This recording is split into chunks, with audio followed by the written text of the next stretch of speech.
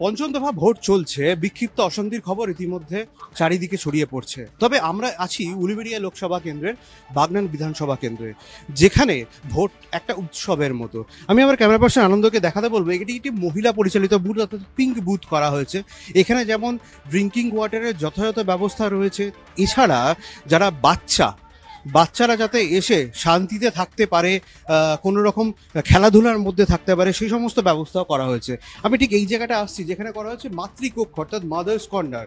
শিশুদের মাতৃদুগ্ধ পান করানো হয় এখানে।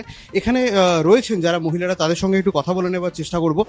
স্কুলের কনসেপশনের উপর এটাকে করা হয়েছে, যদি কোনো বাচ্চা ক্রেজ, একটা অ্যাকচুয়াল ক্রেজ তৈরি হয়েছে এখানে, যেন বাচ্চারা যদি আসে তাদের কিভাবে আমাদের যে আইসিডিএস পরিষেবাটা দেওয়া হয় সেইটাকে সম্বন্ধে তাদের যে ধারণা, যারা সেইটা দেওয়ার জন্য সেইভাবে আমরা যে স্কুলটা আমরা সাজাই, এইভাবে আমাদের স্কুলের থিমটা হচ্ছে এইরকম 4টে কর্নার অনুযায়ী বাচ্চাদের পড়ানো হয়।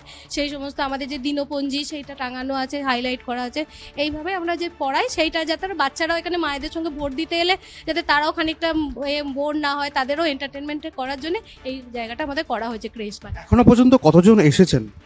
এখনো পর্যন্ত 4-5 জন, খুব বেশি আসেনি। এই গরমে বাচ্চারা 4-5 জন বাচ্চা এসেছিল এবং তারা যতটুকু আমাদের পক্ষ থেকে করার আমরা তারা করেছি। তারা এখানে এসেছিল, তারা খুব আনন্দ পেয়েছে যে ভোট দিতে এসে মায়ের সঙ্গে, এই জিনিসটা তাদের কাছে প্রথমবার।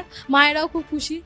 একদমই তাই, অর্থাৎ মায়েদের সঙ্গে, মায়েরা যখন ভোট দিতে আসবে বাচ্চারা যাতে ঠিকভাবে থাকতে পারে সেই ব্যবস্থা করা হয়েছে এই বুথে। পুরোপুরি পিঙ্ক বুথ এটা। এখনো পর্যন্ত যদিও সংখ্যাটা কম, 4-5 জন মাত্র এসেছে, তবে এই সংখ্যাটা ক্রমশই বাড়ছে বলে দাবি তাদের। ক্যামেরায় আনন্দের সঙ্গে অর্পণ, উলুবেড়িয়া থেকে কলকাতা টিভি।